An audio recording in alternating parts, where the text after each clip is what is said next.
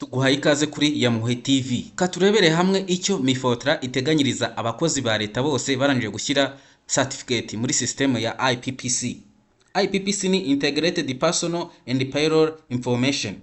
Bivuze yuko abakozi bose basabwe kwiga ibijyanye na AI training ndetse bakaba bashyira ama certificate yabo muri system. Ibi ngibi harimo inyungu nyinshi cyane kubera yuko IPPC ni system ya leta y'u Rwanda ikoresha mu gucunga amakuru y'abakozi bose, imishahara, imyirondoro n'inyandiko z'iterambere ry'umwuga aricyo bita certificate. Ibyo byemezo bya AI biteganyiriza abantu bose inyungu zikurikira, ndetse umuntu wese uba warazishyizemo bibuha n'amahirwe yo kuba yakomeza mu kazi, kuba yizewe mu kazi no kuba yakomeza kugakora neza.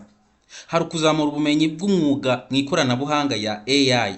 Amasomo yizewe ya AI abarizwa mu bumenyi bugezweho kandi bufasha umuntu kumenya neza ubwenge bw'ubukorano cyangwa se ubwenge mpimbano cyangwa se ubwenge karemano. Ni ubwenge butari natere bukora ukuntu bushobora gukoreshwa mu kazi ka buri munsi, harimo n'akazi ka leta ndetse n'ibigo byigenga. Ikindi cya kabiri ni ukuba icyemezo cya professional kizwi na leta. Buriya nta cyiza cyo kuba ufite certificate leta iyemera maze ukayishyira muri system. Iyo certificate biba bivuze yuko ahantu hose ushobora kugenda ukaba wayikoresha. Iyo ushize certificate ya AI muri IPPC iba yemejwe ku rwego rwa leta nk'igikoresho cy'ubumenyi kandi ibarwa ku myirondoro yawe, aricyo bita HR record cyangwa se Human Resource Record. Ibi bishobora kugufasha mu kwerekana ko wize amasomo yemewe kandi yuzuye urwego rw'umwuga n'ikoranabuhanga. Ikindi nanone bishobora kuba byagufasha ni ukwagura amahirwe yo kuzamurwa mu ntera mu kazi bitewe n'uko ubumenyi bwa digital AI bushobora kuba bwarakunzwe mu kazi kawe, cyangwa se bushobora kuba bwarakoreshejwe neza mu kazi kawe bigatuma utanga umusaruro neza mu kazi.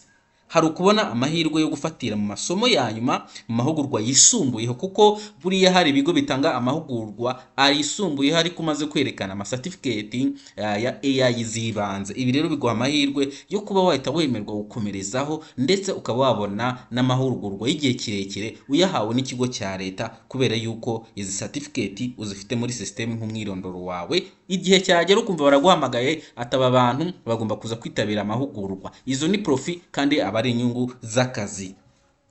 Ikindi hari ukubona icyo bita verification. Nk'umukozi wemewe agomba kubona ibyemezo. Ibi byemezo rero ni certificate ariko habamo icyo bita verification. Ni ukuvuga ngo ni bya byemezo biba byemewe na leta bishyirwa he muri IPPC, bishobora gukoreshwa igihe ukeneye kwigaragaza mu bandi bakozi bagenzi bawe cyangwa se abandi bantu bashobora kuba batanga akazi, kubera yuko certificate uri gukoresha yemewe na leta kandi iri no muri system ya leta.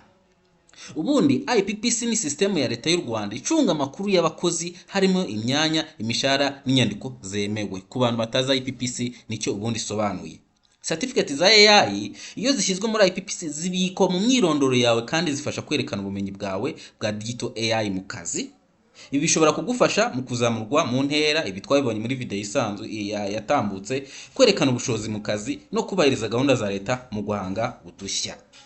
Izi rero akaba ari zimwe mu nyungu cyangwa se ibyo Mifotra iteganyiriza abakozi ba leta bose bashobora kuba barashyize ama certificate yabo muri IPPC. Mbibutse yuko certificate zikenewe muri IPPC ni certificate enye, aho iya mbere kuri module ya mbere cyangwa se isomo rya mbere yari certificate ijyanye na AI literacy, hanyuma iya kabiri akaba ari how AI impact you and your government, yakaba ari certificate ya kabiri. Hanyuma certificate ya gatatu ikaba yarajyanye na 1 million prompter. Hanyuma certificate ya kane akaba ari kuri introduction to AI. Aba ni kuri basic cyangwa se babandi bita abatangizi batari basanzwe bakoresha AI. Hanyuma abasanzwe bakoresha AI bagomba kwiga isomo rimwe mu masomo abiri yo kuri intermediate, hanyuma ukaba wakoramo certificate nayo ukaba wayaploadinga he muri IPPC. Iyi rero ni Yamuhe TV.